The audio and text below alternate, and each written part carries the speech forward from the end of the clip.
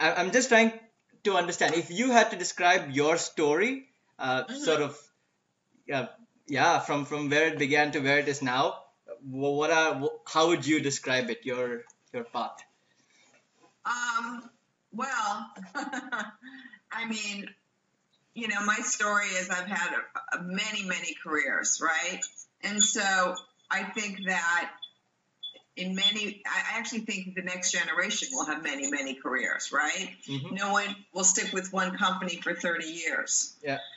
And, leaving the first company, of course, was the hardest thing. But once you sort of leave and realize you can get a new job somewhere else, Yeah. it's kind of empowering. And then you're like, well, if this doesn't work out, I could always go somewhere else. And so, I've been in a variety of different verticals because it just ended up happening that way.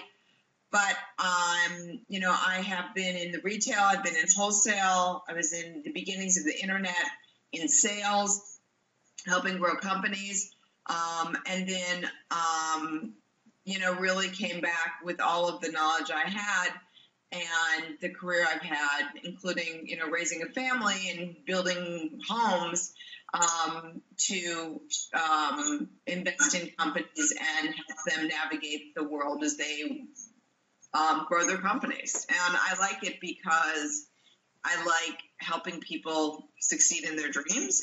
And certainly it's fun to have a bunch of things all going on at the same time and being involved in a little bit of everyone, which I kind of enjoy. And, I learn every day, which is great. Yeah. And I guess quick follow up question is, I do know from having read your post that a lot of the motives were actually family, but to move across so many verticals, were they consistently family, or were they often sparked by interest? I think at the beginning it was just sparked by interest. I mean, because I got a job out of college that, I wanted to work in retail, and so I got a job in Macy's training program. So that was certainly interest, Yeah. right? And then I realized when the company changed and they went private, it made no sense for me to be there because they weren't exactly handing out stock to everyone. It was Yeah. basically, stock at the top, and then we're going to make you all work twice as hard. And I was, married to, at that point, I think Fred had just started becoming a venture capitalist, and I knew enough to know like that was not smart. And so I jumped ship to the other side, which was just really just going out a different door, right? Okay. And so that was sort of like more of an evolution. And then all the decisions I made in the post was definitely family oriented. Okay. Okay. Great. So that brings me to my next question. So I know you do a variety of things, and I've always been amazed by sort of the energy in your blog, right? So what is it that drives you the most? What is it that inspires you? What is it that gives you energy when you wake up in the morning? I think I'm really inspired. I mean, right now I'm certainly inspired by all the entrepreneurs I get to meet every day. It's like anything. I mean, it's like, what's his name wrote that book, How You Become a Maven. You do something for 10,000 hours and then you're an expert. Outliers, right? yeah. But what's his name? Malcolm Gladwell. Malcolm Gladwell, right. So in essence, I mean, I get the opportunity to see, tomorrow's a perfect example. I have a meeting at 10, 11, 12, 1, 2, 3, 4, and 5. I'm going to see 7 businesses tomorrow, right?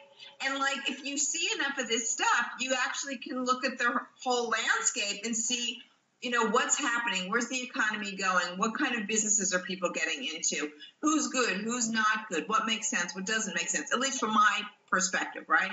Doesn't mean that I'm right, but it's from just a intelligence point of view, Yeah.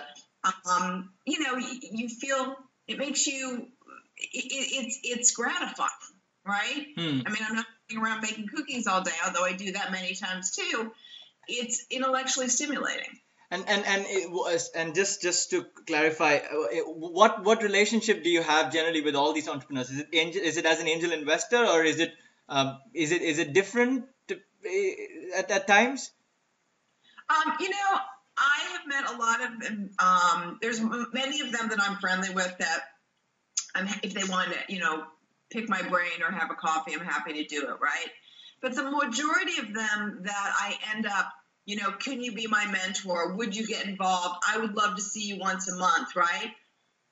The majority of those people, I choose yay or nay whether to invest in their companies. And again, invest at the very, very, very beginning, not the seed round, the angel round. So, and then I spend a lot of time with those people. I mean, I'm not the one that says, okay, we need to talk. We haven't talked in a week, right?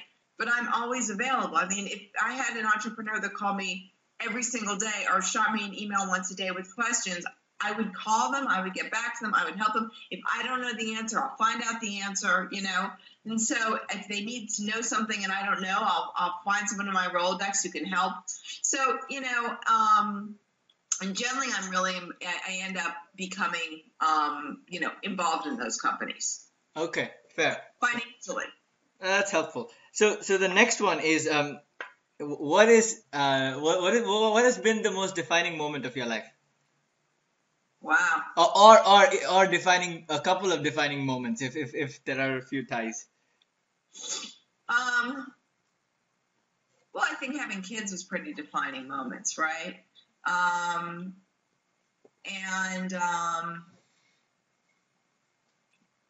mean, each time that I was able to get into a new business or, when people say, oh my God, I've been home and I don't know what I'm going to do. I haven't worked in 10 years. It's like, I've seen particularly women in the industry that have, gone to meetups and like before they know it, right? They're in the industry, they know what's going on. They know the people, they decide to start a company or they work in a company, I think that, that's pretty empowering. I mean, in terms of defining moments, I mean, certainly, having my children is probably the most defining moment. I mean, I've known my husband since I was 19 years old. So, that was more an evolution of like graduating, met him in college. We just sort of, continued on with our life. I think probably the most defining moment for me, honestly, we moved to the suburbs, which was just not the place for us. And then our finances changed and we were able to move back to the city. And that was pretty a major defining moment for us. Okay. Wow. There's a whole collection of them. And now, having read your blog, right, I do know that women entrepreneurship is a big deal. It's a topic that always gets, it's inspiring post after inspiring post when it comes to that one.